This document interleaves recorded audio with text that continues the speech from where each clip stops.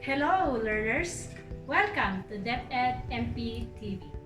This is Teacher Christina, your grade 11 math teacher, and your guide to an exciting and amazing math venture.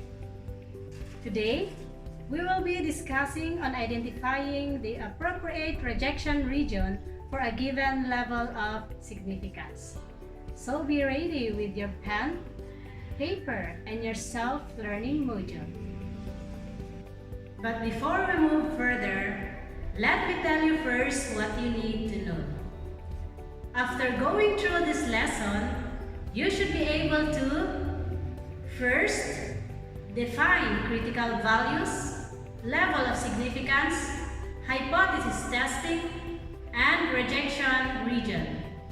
Second, identify the critical value when population variance is known or unknown. Third, determine the appropriate rejection region for a given level of significance when population variance is known or unknown and the central limit test is to be used. Let us first check what you already know about our lesson. Here is the directions for your pretest. Choose the best answer to the given questions or statements. Write the letter of your choice on a separate sheet of paper. Number 1. In a right-tailed test with a significance level of 0.01, the critical value of Z is A 1.28, B 1.65, C 1.96, and D is 2.33. You are given 5 seconds to answer this question.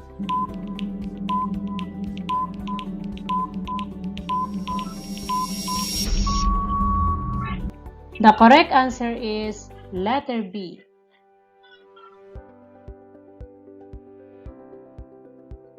For items 2 to 15, pause this video and continue answering in your self-learning module. You are given 30 seconds to answer these items. The timer starts now.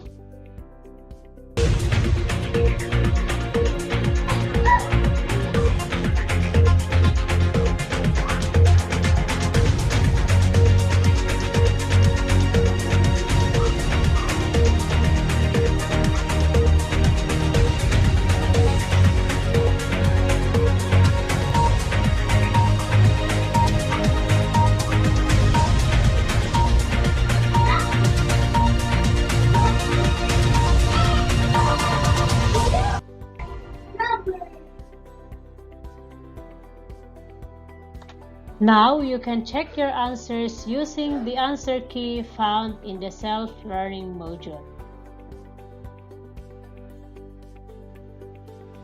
How did it go? Did you get a perfect score? If yes, very good. If no, don't worry because this is only a pretest activity.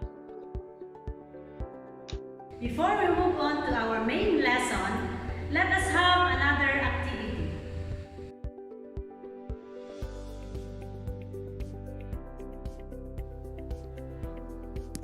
Let us read and analyze the problem. A banana company claims that the mean weight of their banana is 150 grams with a standard deviation of 18 grams. Data generated from a sample of 49 bananas randomly selected indicated a mean weight of 153.5 grams per banana. Is there a sufficient evidence to reject the company's claim? Use the significance level of 0.05. Okay, based from the given problem, let us answer the questions 1 to 7. And in every question, you are given 3 seconds to answer each.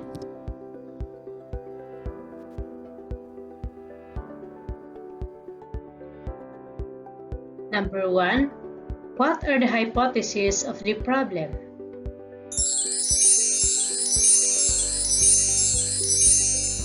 Answer. The null hypothesis of the problem is that the sample mean is equal to 150, and the alternative hypothesis of the problem is that the sample mean is not equal to 150. Number 2. Is it two-tailed or one-tailed test?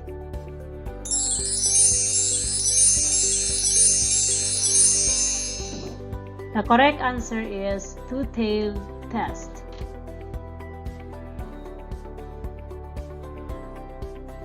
Number 3. What is the level of significance of the problem?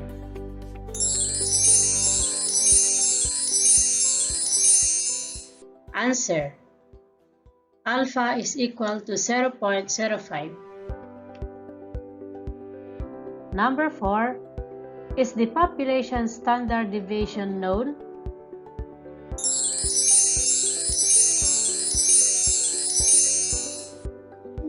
The correct answer is yes. Number 5. What appropriate test statistic can you see in the problem? Is it z-test or t-test?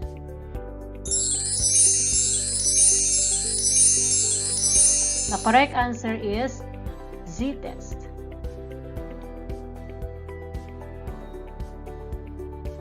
Number 6.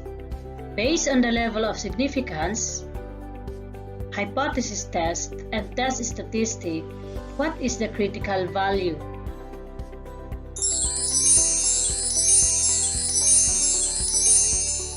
Answer. Critical value is equal to positive or negative 1.96. Number 7. Draw the rejection region of the problem.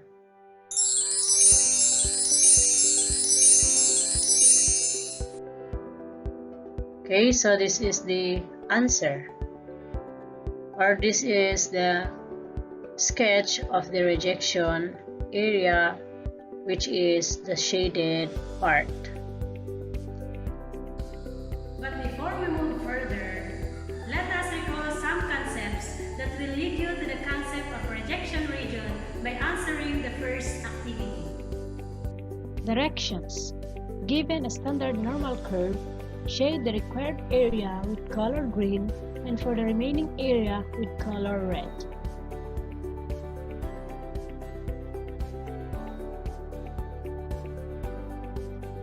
Okay, so let us answer number 1 to serve as your guide and as an example. Okay, so let me show you the step-by-step solutions. First, we have our standard normal curve. We're going to locate the critical values or the z values, which are 1.56 and negative 1.56. And then we're going to identify the required area. Okay, so this is our required area and our remaining areas. Okay, so that is our remaining areas. We are now ready to color the area with their assigned color. Okay, so for our required area, we will color it with color green, and for the remaining area, we are going to color it with red. Okay, so this is our final answer.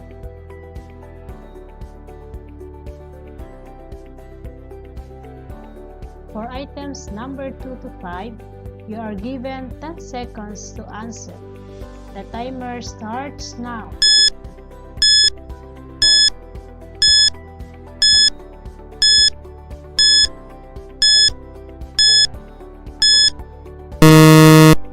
Here is the answer key for items 1 to 5. You can now check your answers using this answer key. Let us now proceed to our discussion. These are the mathematical terms that we are going to meet as we go on to our discussion. These terms are not new to you because these were actually mentioned in your previous lessons. Since we need these terms in our discussion today, we are going to recall the definitions of these terms. First, let us have the hypothesis test. A hypothesis test has two types. These are null hypothesis and alternative hypothesis. And a null hypothesis is an initial claim based on previous analysis which the researcher tries to disprove, reject, or nullify. While alternative hypothesis is contrary to the null hypothesis, which shows that observations are the result of a real effect. We have the second term, which is significance level. The level of significance denoted by alpha refers to the degree of significance in which we accept or reject the null hypothesis. This is the symbol for alpha. The most commonly used for levels of significance are 1%, 5%, or 10%. Third, rejection region. The rejection region or critical region is the set of all values of the test statistic that causes us to reject the null hypothesis. Critical value. The critical value is a point or boundary on the test distribution that is compared to the test statistic to determine if the null hypothesis would be rejected. Remember that a critical value is different from critical region. This is the table of critical values for z-test. These are the levels of significance, and these are the hypothesis test. The values inside the box are the critical values. This z-test table will be used in finding the critical value when population variance is known. Example: find the z-value or z-values of left-tailed test with level of significance 0.01. To find the z-value or z-values, we will use the z-test table. Based from the given, the level of significance used is 0.01, and the hypothesis test used is left-tailed test. We will now get the intersection of the level of significance and the hypothesis test, which is the critical value. So the critical value is negative 2.33.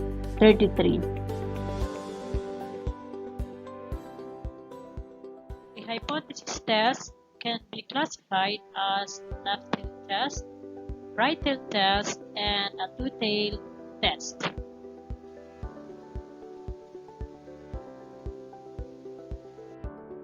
A hypothesis test is a left-tailed test if the alternative hypothesis contains the less than inequality symbol.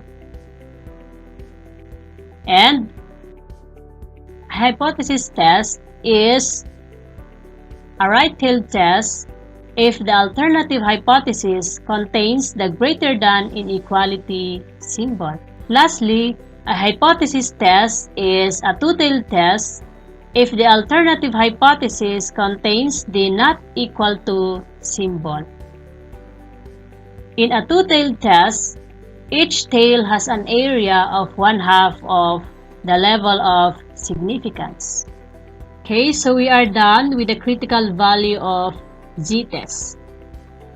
Let's now proceed to the critical value of t-test or t-distribution. This is the table of critical value for t-test or t-distribution. In the first row, These are the levels of significance under one-tailed test. And the second row are the levels of significance for two-tailed test. And these are the values for degree of freedom. So to find the degree of freedom, we are going to use the formula df is equal to n minus 1. To find the critical values for t-test, we have the steps to follow. Step 1. Identify the level of significance. Step 2. Identify the degrees of freedom using the formula df is equal to n minus 1. And step 3. Find the critical value using the t-test table. Examples. Letter A.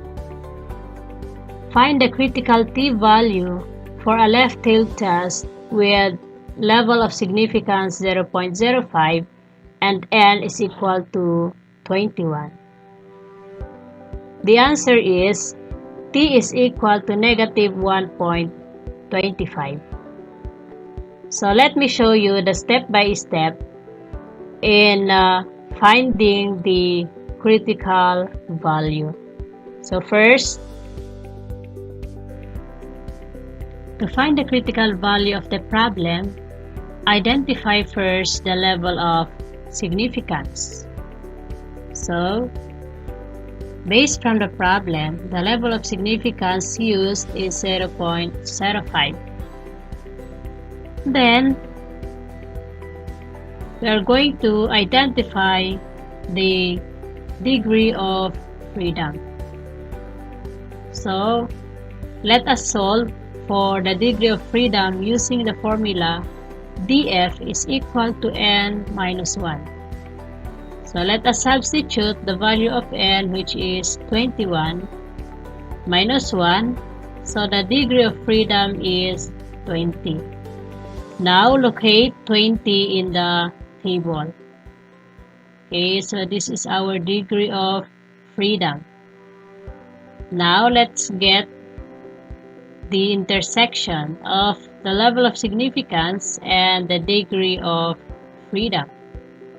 So we have 1.725 and this is our critical value. But if you notice, the final answer is negative 1.725 since the hypothesis test used is a left-tailed test. Another example. Find the critical t-values for a two-tailed test with a level of significance 0.05 and n is equal to 26. The answer is t is equal to positive negative 2.060. To find the critical value, let us refer to the critical value table for t-test. First, let us locate the given level of significance, which is 0.05. And then, let us now solve for the degree of freedom using the formula. Okay, so the formula in solving the degree of freedom is df is equal to n minus 1. Then substitute the value of n, which is 26, minus 1. Then the degree of freedom is 25. Now locate the degree of freedom in the first column. Okay, so that is our degree of freedom. Now let us get the intersection of the level of significance and the degree of freedom, which is 2.060, and that is our critical value. But the final answer is positive and negative 2.060 because the hypothesis test used is a two-tailed test.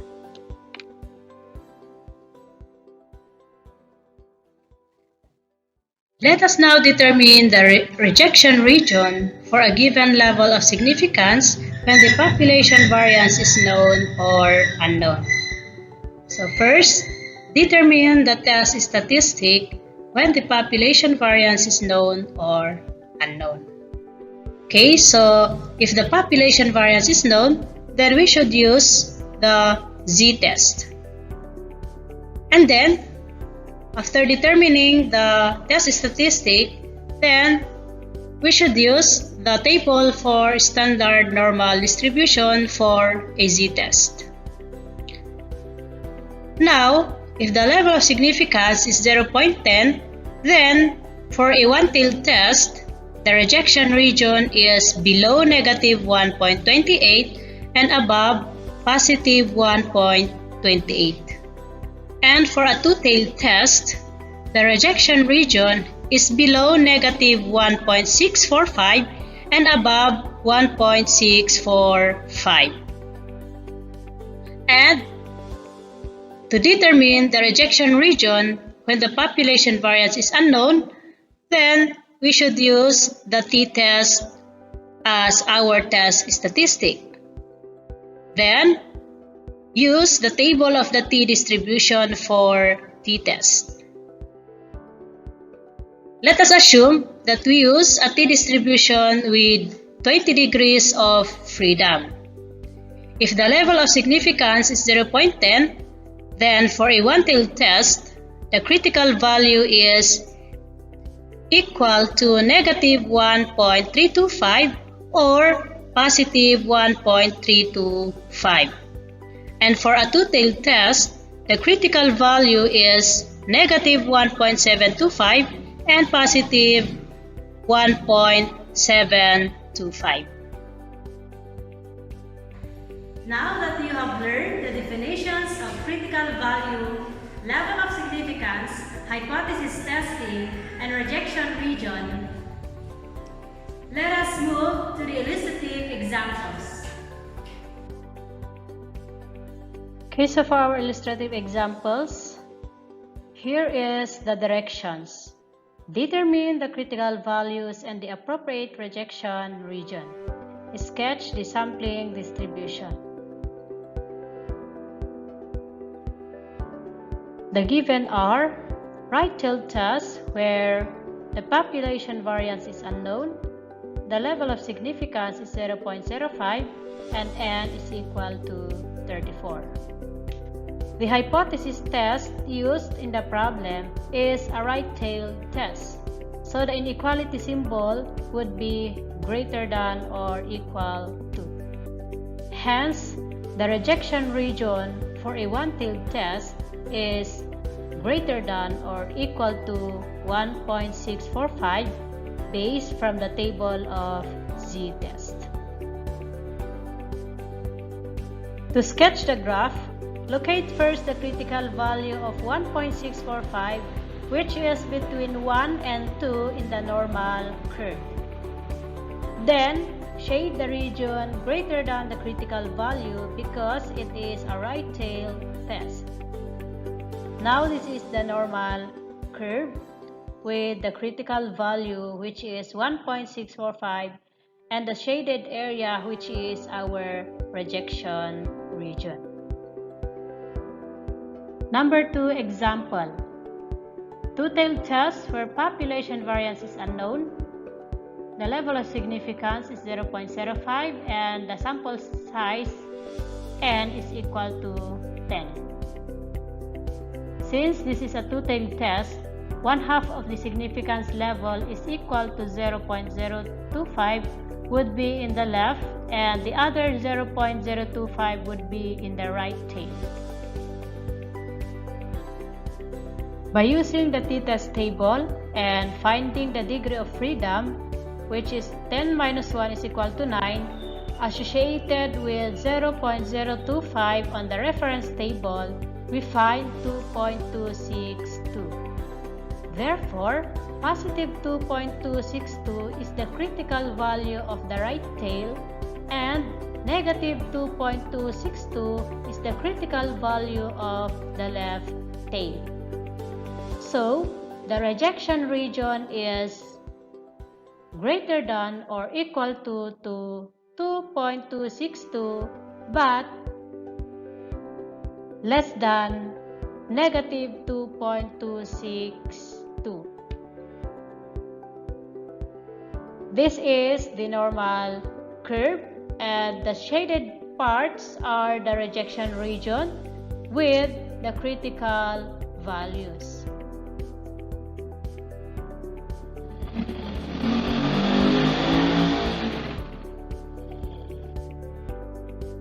Illustrative example 3. Left tail test where population variance is unknown. The level of significance is 0.01 and n is equal to 40. A one-tailed test with a 0.01 would have 99% of the area under the curve outside the critical region. Since the population variance is known, then we use the z-score as the reference to find the critical value. This is a left-tailed test, so the critical value we need is negative. So the solution is z is equal to negative 2.326. The rejection region is less than or equal to negative 2.326. Okay, so this is now the graph. So the shaded portion is the rejection region and the critical value. So let us have a real-life example. A survey reports a customer in the drive-thru lane of one fast food chain spends 8 minutes to wait for his or her order. A sample of 24 customers at the drive-thru lane showed mean of 7.5 minutes with a standard deviation of 3.2 minutes. Is the waiting time of the drive-thru lane less than that of the survey made? Use 0.5 significance level. Let us identify the hypothesis formed from the problem. We have the null hypothesis, which is the sample mean is equal to 8, and the alternative hypothesis, which is the sample mean is less than 8. The hypothesis test used is a left-tailed test, and the population variance is unknown. The level of significance is 0.05 with a sample size of 24. Since the population variance is unknown, then we will use the t-test as our test is statistic. Let us now check your understanding on the lesson that we have discussed by answering activities 1 to 4. Let us start answering activity 1 entitled What is my value? Directions. Find the critical value of the following. So before we start, let us have number 1 as an example. So let me show you the step-by-step in answering questions 2 to 10. Okay, so here are the solutions. Step 1, identify the level of significance. So based from the given, our level of significance is 0.05. Step 2, identify the degrees of freedom. So to identify the degree of freedom, let us use the formula df is equal to n minus 1 and then substitute the value of n, which is 25, so the degree of freedom is 24. Next is step 3. Find the critical value using the t-test table. Okay, so the table at the right is the critical value table for t-test. Now, let us locate the level of significance in the table and the degree of freedom. Okay, so this is our level of significance, which is 0.05. And then, our degree of freedom is 24.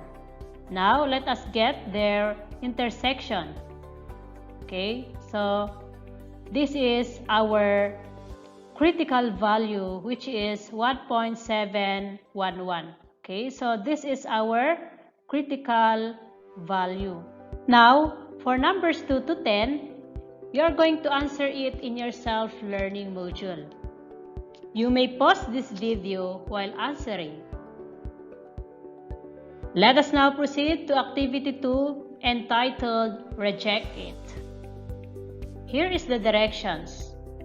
Find the rejection region for each hypothesis test based on the information given. Now, the same with activity 1, we are going to answer number 1 to serve as your guide. Okay, so here are the given for number 1. And then, let us have the step-by-step solution. So, step 1, identify the hypothesis test used in the problem.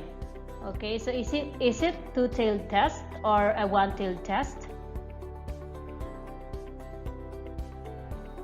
Okay, so the hypothesis test used is a one-tailed test, specifically a right-tailed test. Step 2, identify the test statistic to be used. Is it z-test or t-test? Okay, so the test statistic used is a z-test. Okay, so for step 3, if the test statistic used is z-test, find the critical value in the z-test table. However, if it is t-test, we first solve for the degree of freedom, then find the critical value using the t-test table. Okay, since the test statistic used is a z-test, then we are going to use the z-test table in finding the critical value. Okay, so let us now locate the given level of significance, which is 0.01, and the hypothesis test used, which is a right-tailed test.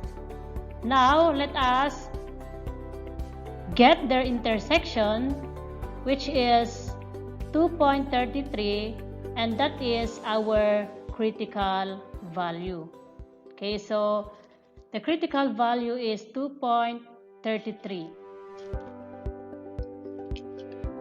Step 4, locate the rejection region in the normal curve. Now let us have the normal curve. Okay, so after finding the critical value, which will be our boundary in locating the rejection region, we are now ready to shade the rejection region with color green. Okay, so this is now our rejection region. So for numbers 2 to 5, answer it in your self-learning module following the steps that I have shown you in number 1. You may pause this video while answering.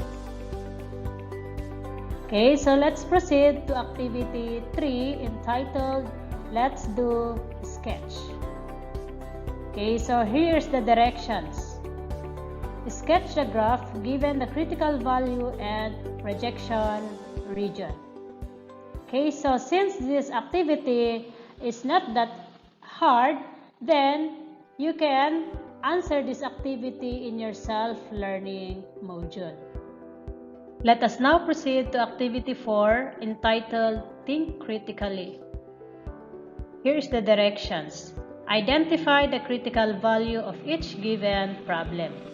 Find the rejection region and sketch the curve on a separate sheet of paper. Now, before we proceed, let us try to have number 2 as an example and as your guide in answering 1 and 3 to 5 items. So, let us read the problem. A survey reports the mean age at death in the Philippines is 70.95 years old. An agency examines 100 randomly selected deaths and obtains a mean of 73 years with a standard deviation of 8.1 years. At 1% level of significance, test whether the agency's data support the alternative hypothesis that the population mean is greater than 70.95. Okay, so here are the solutions. Step 1, identify the given. Okay, so in this problem, the given are the population mean, which is 70.95. Another given is the sample size, which is 100. And sample mean, which is 73. Next is our standard deviation, which is 8.1.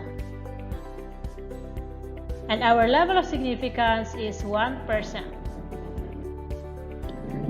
Step 2. Identify the hypothesis. Okay, so our hypothesis, which are classified as null and alternative, is under the null hypothesis, sample population mean is equal to 70.95. And our alternative hypothesis is the population mean is greater than 70.95. Step 3. Identify the hypothesis test used. Okay, so the hypothesis test used in the problem is a one-tailed test, specifically a right-tailed test. Step 4. Identify if the population variance is known or unknown. Okay, so our answer is the population variance is known. And step 5, identify the test statistic used. Okay, so the test statistic used in the problem is a z-test. Now step 6, find the critical value in the z-test table. Okay, so this is our table of critical values for z-test. Okay, so this is our critical value, which is 2.33. Step 7, find the rejection region for each hypothesis test based on the information given. Okay, so this is our normal curve. The portion with color green is our rejection region. So for numbers 1, 3 to 5, answer it in your self-learning module. You may pause this video while answering. Check your answers using the answer key attached in your self-learning module. To summarize our discussion, let us have another activity. What I have learned. Number 1, blank is a point on the test distribution that is compared to the test statistic to determine whether to reject the null hypothesis.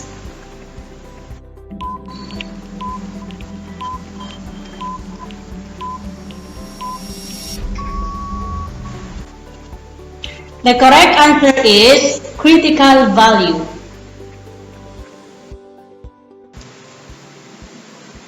Number 2, a blank may be defined as the sensitivity of the test.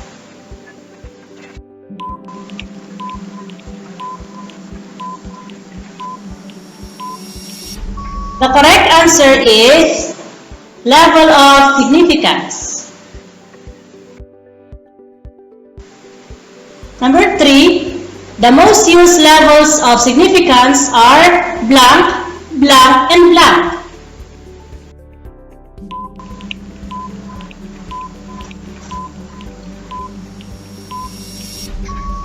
The correct answers are 0.1, 0.05, and 0.01. Number 4, Z-score is used when the population standard deviation is blank. while t-score is used when the population standard deviation is blank.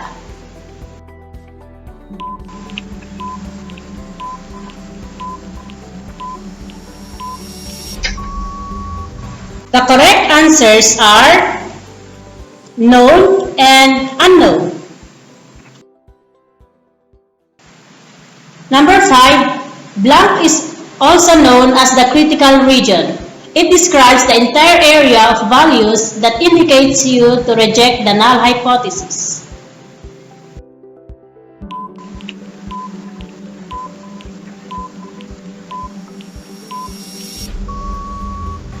The correct answer is rejection region. It's now time for what you can do. What I can do. Create a meme about concepts in hypothesis testing, such as hypothesis, test statistic, or rejection region.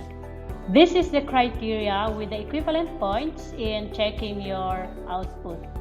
So, in creating your meme, you have to consider the design, the appropriateness, the uniqueness, and the effectiveness to come up with a total score of 50 points. Okay, so this is an example of a meme, and I do believe that you can create your meme better than this example. We are about to end our lesson, but before that, let us check what you have learned so far by answering the post-assessment. You have 5 seconds to answer every question. Here is the directions for your post-assessment. Choose the best answer to the given questions or statements. Write the letter of your choice on a separate sheet of paper. You are given 5 seconds to answer each item. Number 1, in a left-tailed test with alpha which is equal to 0.01, the critical value of z is A. Negative 2.576, B. Negative 2.330, C. Negative 1.960, and D. Negative 1.645.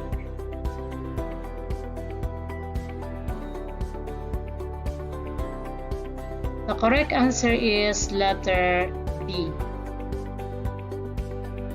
Number 2.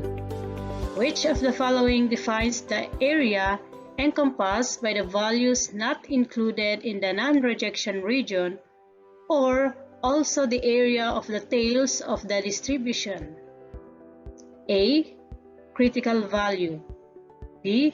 Rejection region, C. Level of significance, and D. Population variance.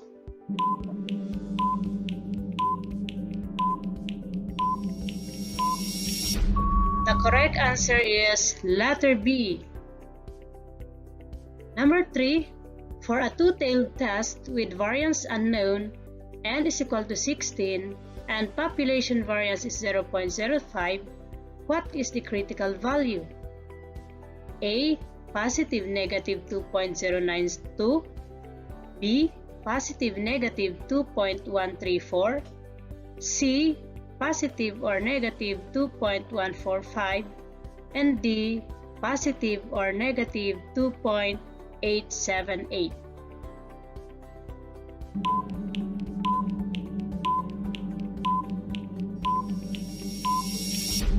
Okay, so the correct answer is letter B. Number 4. For a one-tailed test with a sample of 15, the null hypothesis will not be rejected at 5% level of significance if the test statistic is A. T is less than or equal to negative 1.761, B. T is less than or equal to negative 1.753, C. T is less than or equal to negative 1.703, and D. T is less than or equal to negative 1.697.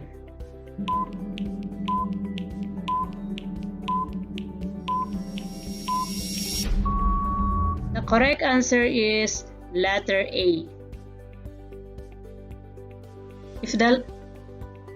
Number 5, if the level of significance decrease from 0.1 to 0.05, then the boundaries for the critical region move farther away from the center of the distribution.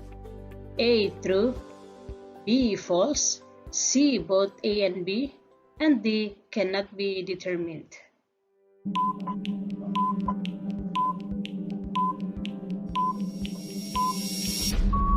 The correct answer is letter A.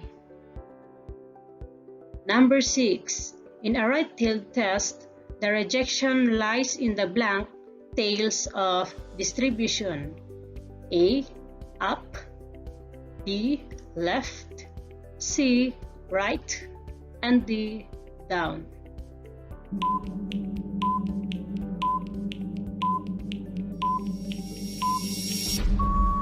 The correct answer is letter C. Number 7. Based on the graph, which of the following is true? A, this is a two-tailed test. B, this is a right-tailed test. C, level of significance is 0.025. And D, the rejection region is T is less than or equal to negative 1.725.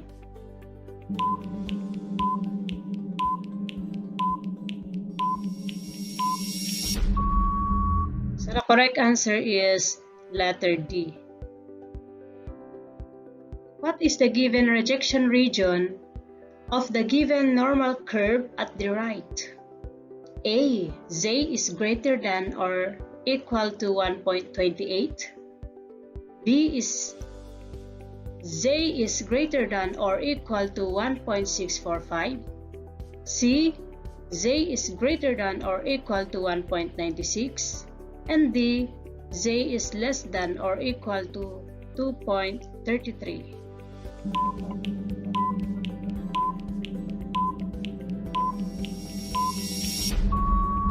The correct answer is letter A. Number 9.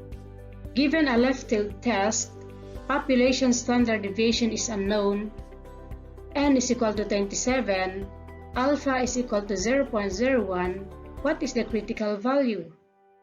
A, T is equal to negative 2.528. B, T is equal to negative 2.479.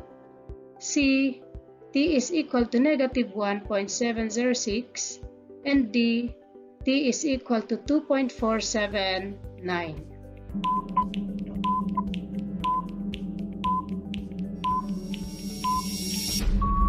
The correct answer is letter B. Number 10. What is the critical value if the population variance is known, the level of significance is 0.025, and it is a two-tailed test? A, Z is equal to positive negative 1.28. B, Z is equal to positive negative 1.645. C, Z is equal to positive negative 1.96. And D, Z is equal to positive negative 2.33.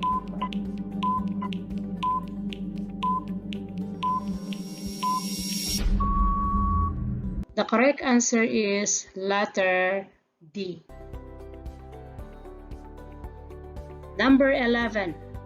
Which of the following is the correct illustration of rejection region T is less than or equal to negative 1.943? A, B, C, and D.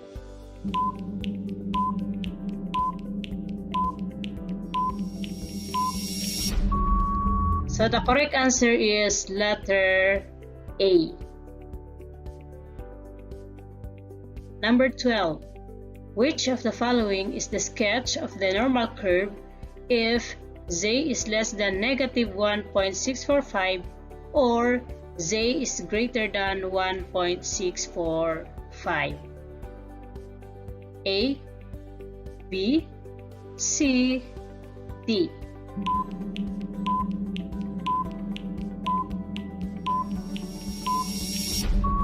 The correct answer is letter A. Number 13. Given the graph of the normal curve below, what are the directional tests of hypothesis and critical z-value if the level of significance is 0.01? A. Two-tailed test with positive negative 2.33. B. Two-tailed test with positive negative 2.575. C. Left-tailed test with negative 1.645. And D. Right-tailed test with 1.645.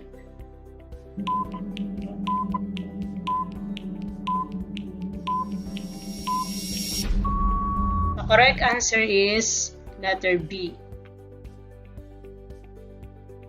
Number 14. In the given problem below, what is the rejection region? So here is the problem.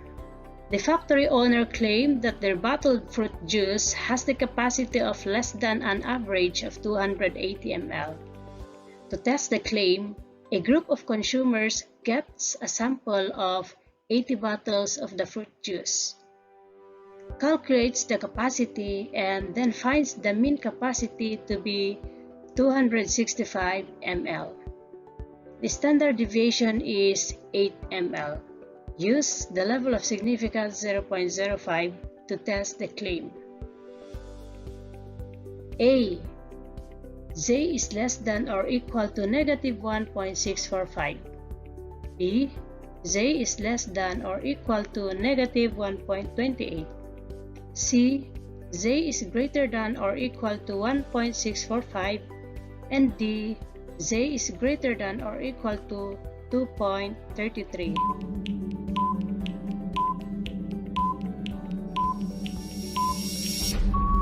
The correct answer is letter A. Number 15. Based on the given problem in number 14, which is the appropriate rejection region? Is it A, B, C, or D?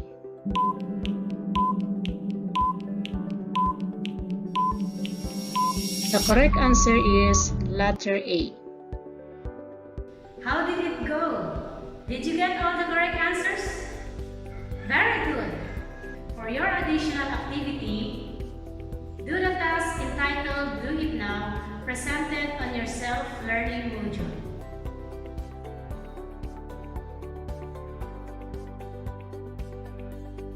Congratulations! At last, we are now done with our lesson.